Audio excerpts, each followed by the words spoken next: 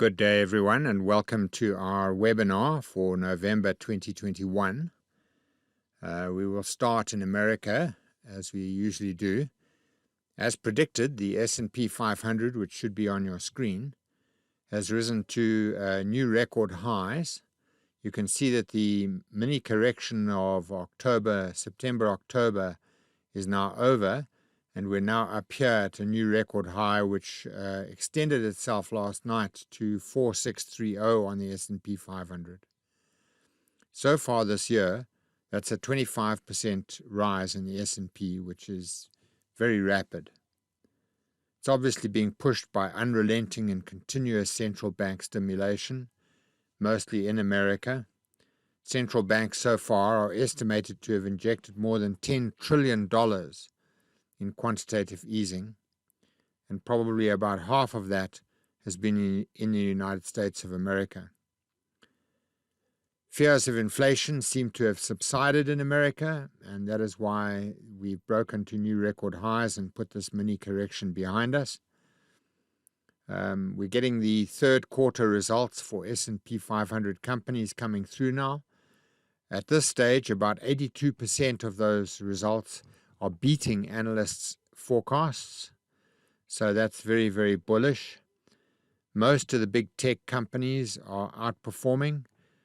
Companies such as Tesla, of course, which has been very much in the news, Microsoft, Alphabet. Only so far Apple and Amazon have disappointed slightly, coming in below analysts' estimations, but still doing well. Consumer price inflation in America is at 5.4% in September. That's the fifth month that it's been above 5%. Notably, major factors in that inflation rate were a 0.9% rise in food on the month of September and 0.4% in rentals. Both of these things affect consumers. So U.S. consumers are beginning to feel the effects of price rises in America. The Fed, of course, believes that the consumer price index will fall in 2022 and 2023, and they're only expecting to hike rates up sometime in 2023. This continued dovish stance obviously continues to stimulate the S&P 500 and S&P 500 companies' profits. But the question we have to ask is, what if they're wrong? What if inflation is no longer transitory, this inflation rate above 5%? After 5 months, certainly some economists are questioning whether this can be a transitory phenomenon. And remember, into this we must add that the oil price has been rising steadily. I'm just going to switch to the oil price chart, and you can see what I'm talking about. This chart shows that oil has been rising in a pretty steady channel. You can see there's the channel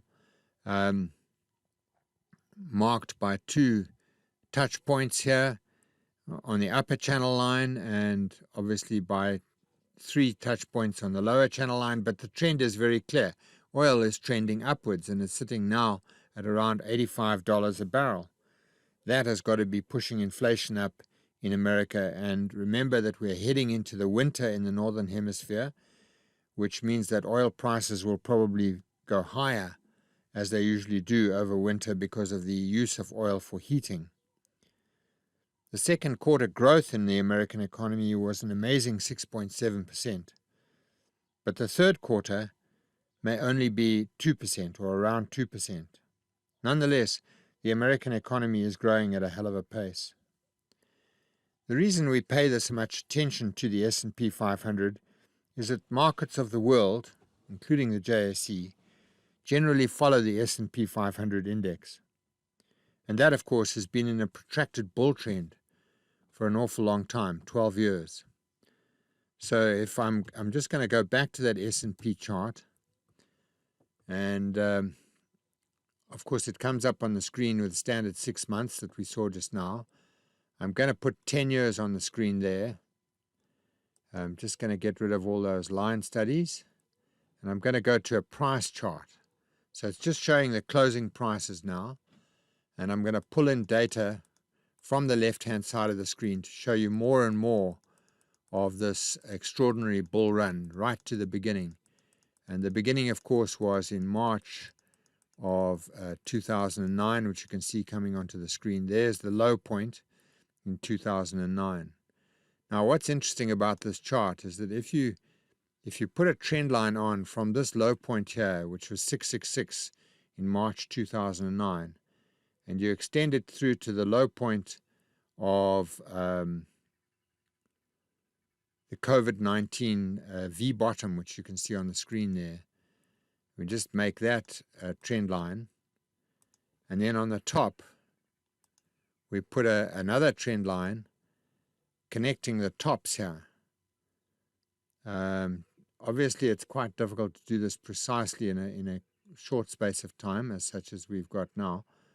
But what you can see is that the two trend lines are essentially parallel. Let's just pull this one down a little bit at the back here.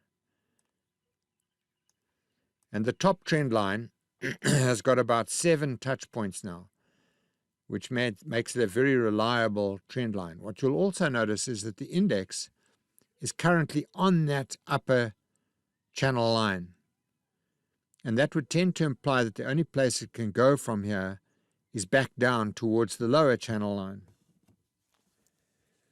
So this bull trend's been going on for 12.5 years, which is the longest bull trend since the Second World War. It's worth stepping back to look at this context. You should notice also that this chart is a semi-logarithmic chart. If you look at the scale on the left here, you'll see that. If I switch this chart to a linear chart, you'll see how exponential it is, especially since the COVID-19 event, the V bottom there.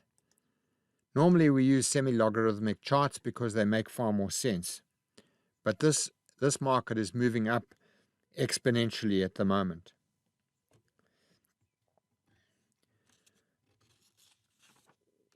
The upper channel line, as I said, has 7 touch points, and the two lines are parallel, which is quite remarkable, really, if you think about it. We've drawn attention to the 10 mini corrections which have taken place in this period since the COVID-19 V bottom here up till now. But we believe that there is going to be a broad downward movement from this position, somewhere from up here. Probably in the new year, after the Christmas boom in equities is over. And that movement, that downward movement, will probably take it back towards this lower channel line here. And it should be a fall of between 10% and 20%. So that's between 460 points on the S&P 500 and 920 points. If it reaches 20%, it will be at around 3680, which will bring it back to this lower channel line.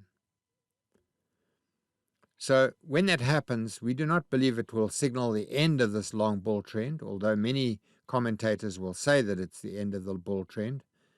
But it will be a great buying opportunity. It will be the opportunity for those who have not got into the market to buy high-quality shares at lower prices. All right, so that about wraps it up for America.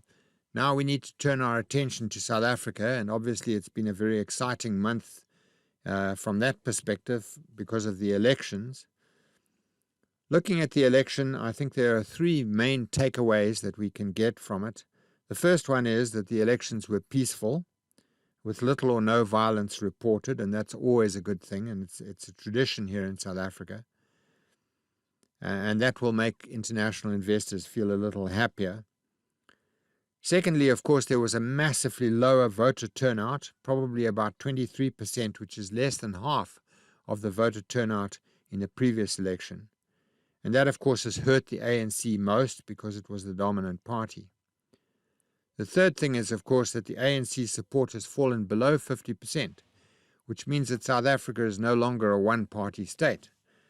Democracy here has clearly matured to the point where there are a number of options politically. Since Cyril Ramaphosa took over the ANC, their policy has moved definitely towards the DA. And this means that they've gained some of the DA supporters, but they've lost some supporters on the other side to the EFF, the more populist supporters. But the resounding message is that the ANC can no longer rely on its role in bringing down apartheid to win votes. People under the age of 40 now have no significant recall of life under apartheid. And that is a very large part of the voting population. Apartheid is something their fathers dealt with. They are far more interested now in service delivery, and there the ANC leaves much to be desired. Elections do not usually impact directly on individual equity shares. The immediate direct impact of this election, however, has been on the rand. I'll just put a chart of the rand up here to show you what I mean.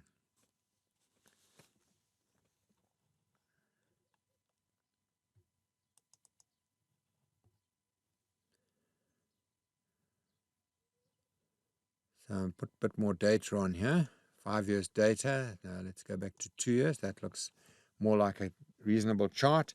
Here you can see the rand over the last 2 years. There you can see the spike due to COVID-19 as international investor sentiment switched to risk off from risk on in the face of this pandemic, and the rand, of course, took a bath. But since then, it's been in a gentle strengthening pattern. You can see here it reached a cycle low of 13.43 to the US dollar on the 4th of June, 2021. After that, there was a period of risk on, and that was made worse by the civil unrest and then the cabinet reshuffle, which you may recall. Those events took the rand back to 15.30 to the US dollar, 15.33 in fact. There was some support at that level, and then it started strengthening again. And then we've had more weakness as we built up to the election. And then when international investors realized that the ANC was losing its power in this country, losing its grip on the country, a lot of them have felt that this is a very negative development. And so they've pushed the rand up now to about 15.50, as far as 15.50. But if I go to a current chart of the S&P, of the rand, I'm just going to open that here for you, just to show you what it looks like. Okay, here it comes.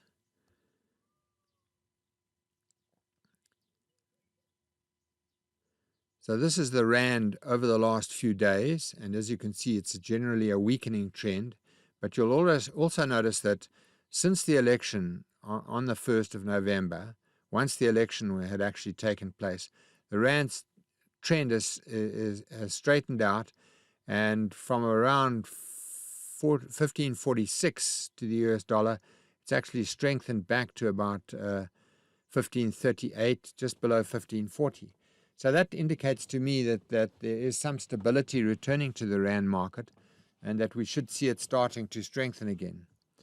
In fact, in my view, it is likely to resume the strengthening pattern once international investors realize that the ANC's loss of support does not amount to a change in the direction of the country, really. It's not a significant change, certainly not in the short term.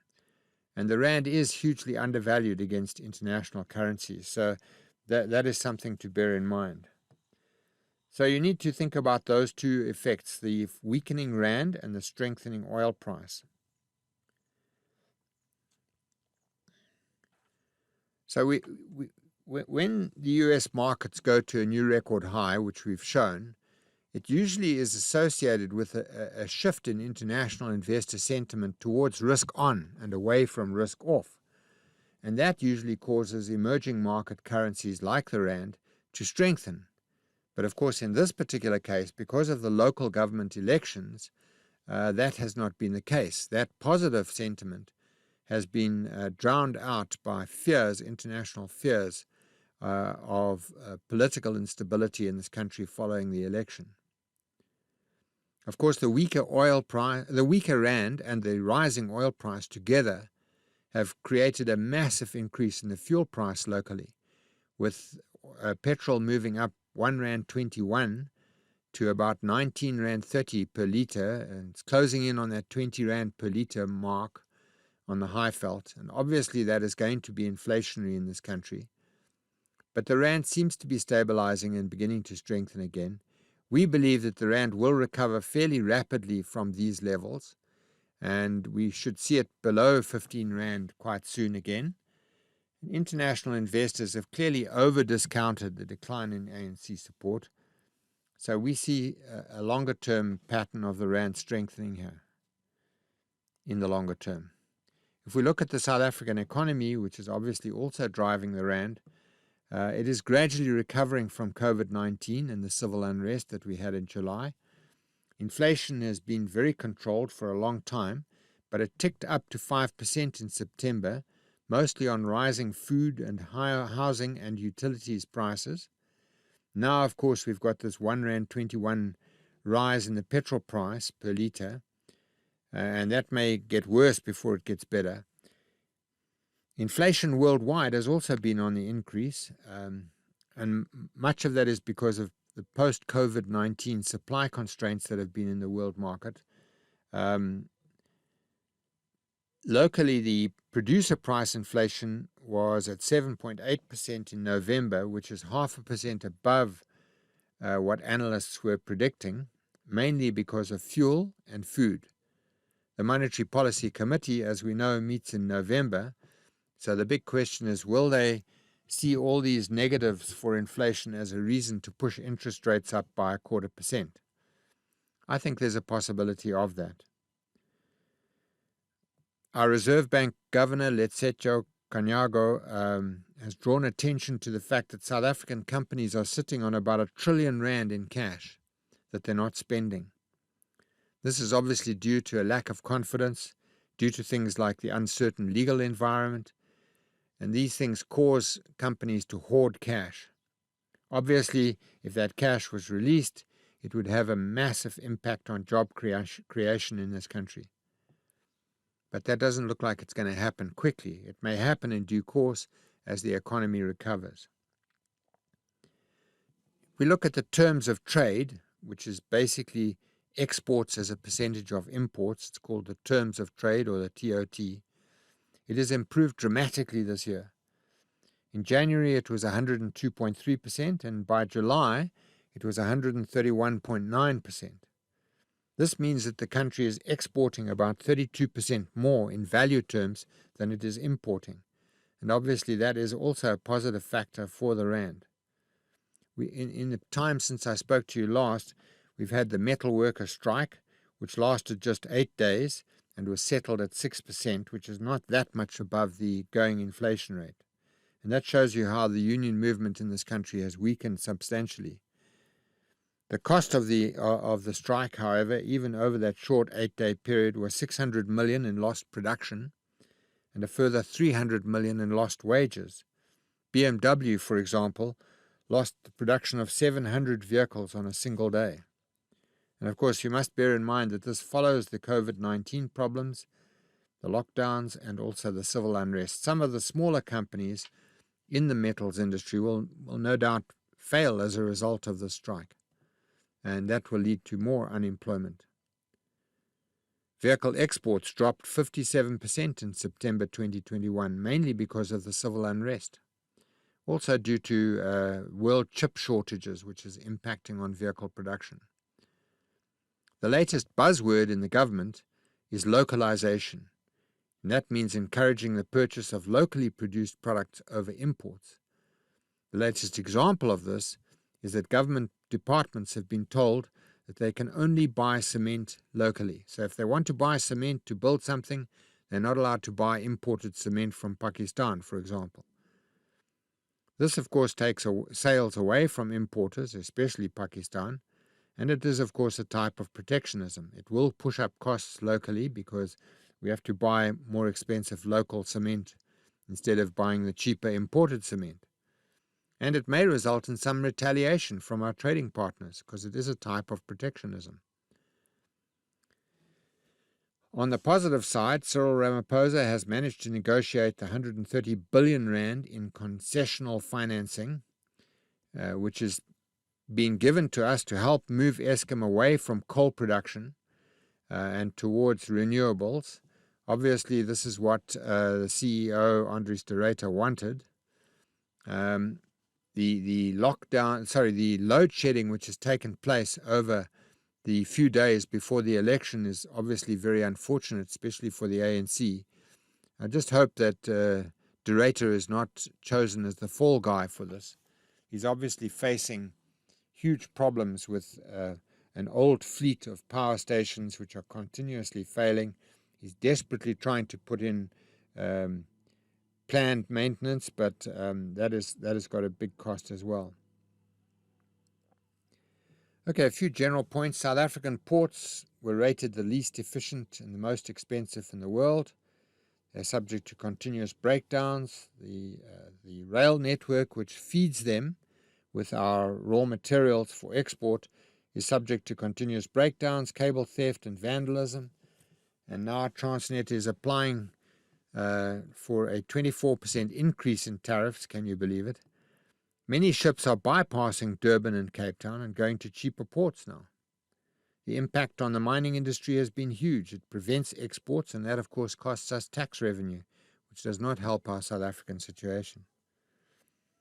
The second point I want to talk about here is on the COVID-19 infection rate, which is declining steadily. Businesses and consumers are now beginning to believe that the pandemic may be over. More than 22 million people in South Africa have been vaccinated. Business Unity South Africa has applied for a declarator from the courts, a declaration from the courts, on whether companies can insist on their staff being vaccinated. Clearly, life for the anti-vaxxers is going to become much more difficult.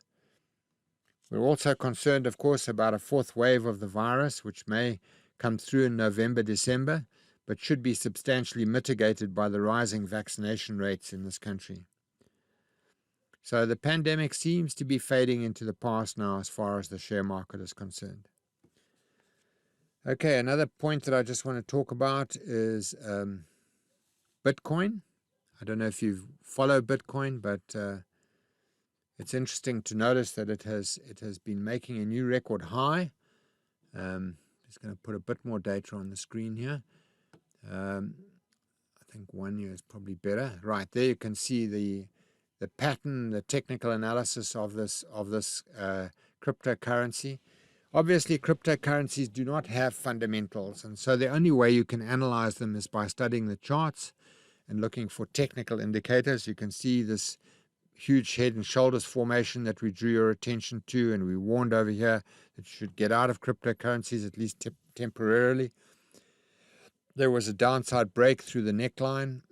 Support was found at about $31,000 over here, and it came down, touched that support line in August. Since then, it's been trending up, and now we've had a new record high up here at $66,833. So that's quite positive for those of you who are holding Bitcoins.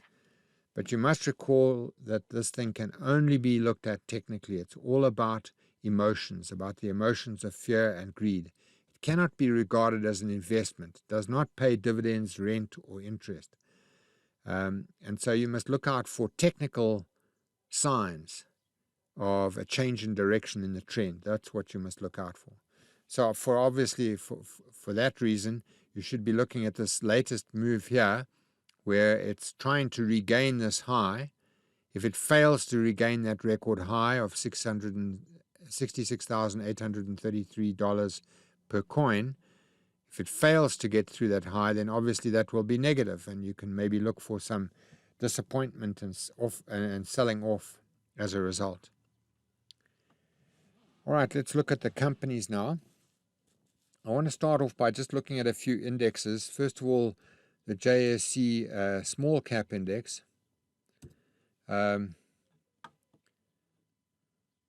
What's interesting about the small cap index is that it's been outperforming.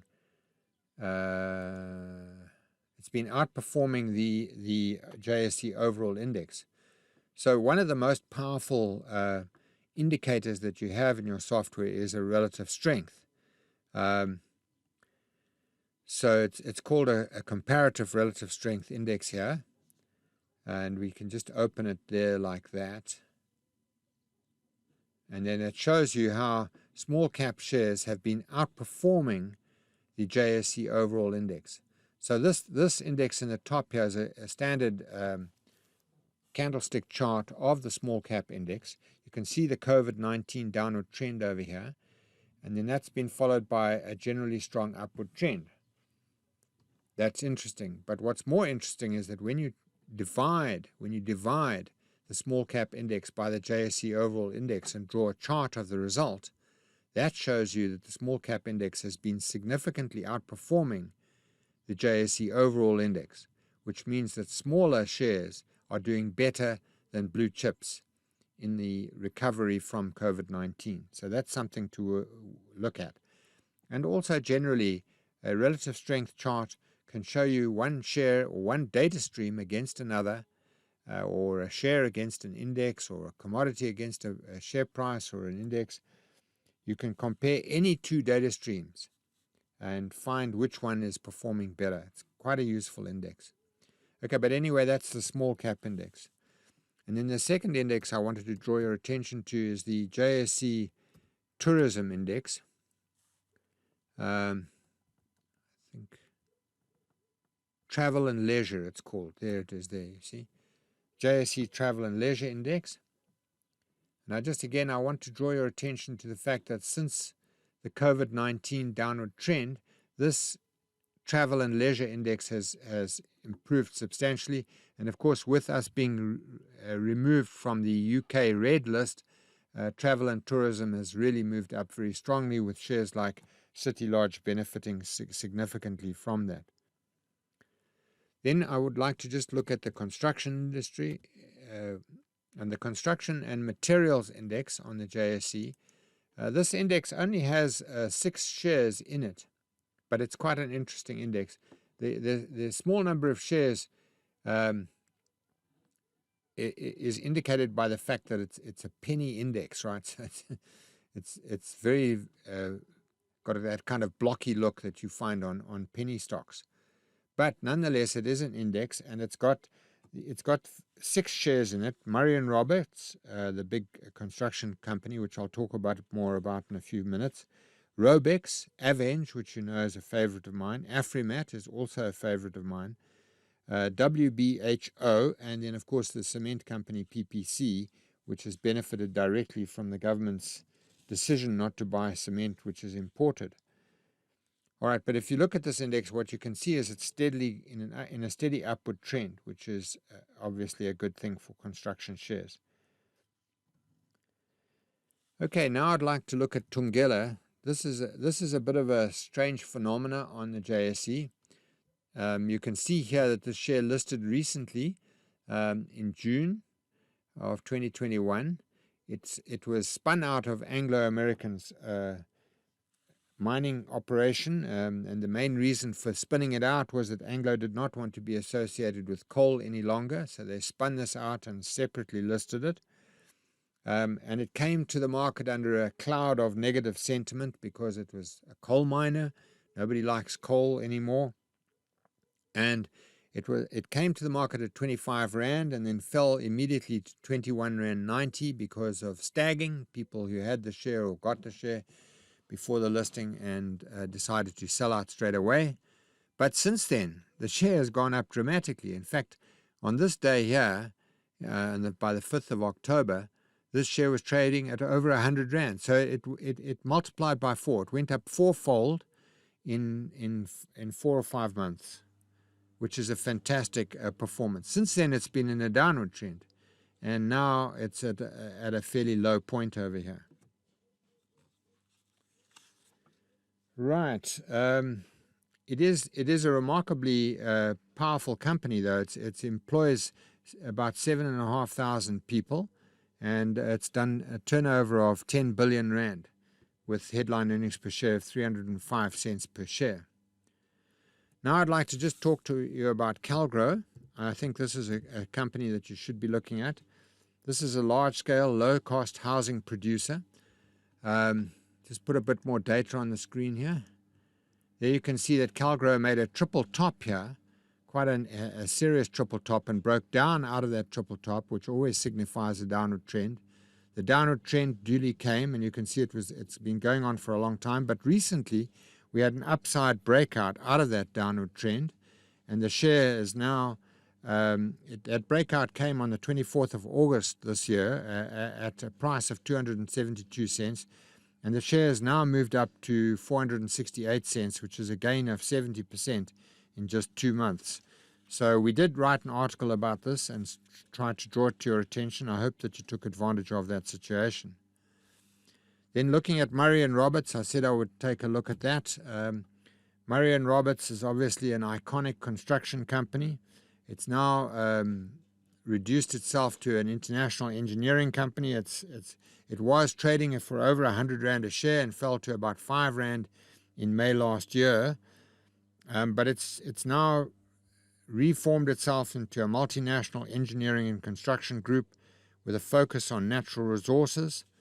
They've got an order book which has now jumped up to 60.7 billion Rand. And we advise shareholders to wait for a break up through the long-term downward trend line. I'll just see if I can find that for you. Yeah, there's the downward trend line. Let's go to 5 years. You can see the upside break over here when the share was at about, I think it was at about 8 Rand and 9 cents when it broke up through that trend line on January this year. Since then, it's moved up to 13.76, which is a gain of about 70%. You can see there's an on-balance volume buy signal over here on the OBV. And it's definitely a share that looks like it's on the move. Then I'd like to talk about Hendersons Aluminium. Hendersons is a massive producer of aluminium products in South Africa. And you can see here that this share also broke up through its long-term downward trend line over here at a price of about 1.50 Rand in December last year. We again advised that you should wait for that upside breakout. And then in our opinion, which was updated on the 3rd of September 2021, we made the following observation. We said, what is noteworthy about this share is that it has a net asset value which is more than 3 times the current share price, making it a possible takeover target. So we said that on the 3rd of September. Now, as you can see, there's a strong on-balance volume buy signal. You can see the rise in volumes over here and how the price has moved up sharply. So 2 days after the OBV buy signal, they had a cautionary on the SENS. So they published a cautionary on SENS to say that they were negotiating and that investors should be careful. Now the share is trading at 403 cents. So it's gone up from 274 to 403 in a matter of days. Okay, so then the final thing I'd like to just talk about today is the role of gold. You probably haven't thought about gold as a possible place to leave your money, but we believe that it's an important component of any portfolio of a South African investor. So this is the gold price. I'm going to put all the data on the screen, and then I'm going to take it to a price chart, and I'm going to make that a semi-log chart so that you can see the trend. And here you can see in semi-log terms how gold has done over that period of time. And in rands, gold has performed very well. Now, how would you take advantage of that? You would take advantage of it by putting a percentage of your assets into gold. We recommend that you keep about 10% of your money in Kruger rands. So the Kruger rand, again, we can look at this chart over the long term. We've got it going back to 1985. So I'm just going to put all that data on the screen. I'm going to take off this indicator at the bottom here. And you can see there, again, it's a semi-logarithmic chart. What is interesting about this chart is that in February of 1985, you would have paid 595 Rand for a Kruger rand.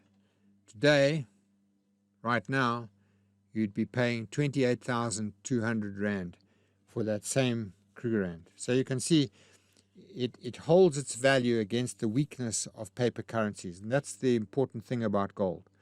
Gold is the ultimate store of value. It doesn't give you any return. So there's no dividends, there's no interest, there's no rent. It doesn't increase its weight by 10% every year. It is the most stable and consistent asset that you can buy, and so it is really just a store of value. In fact, the value of gold, the purchasing power of gold, has not changed really for the last 5,000 years.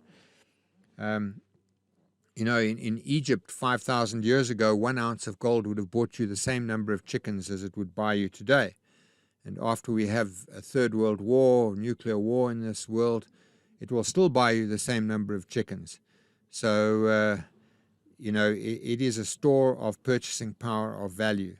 When the announcer comes on the TV set and says to you the gold price went up, what he really means is that the dollar or the rand went down. Gold itself very seldom changes, but currencies go up and down against gold.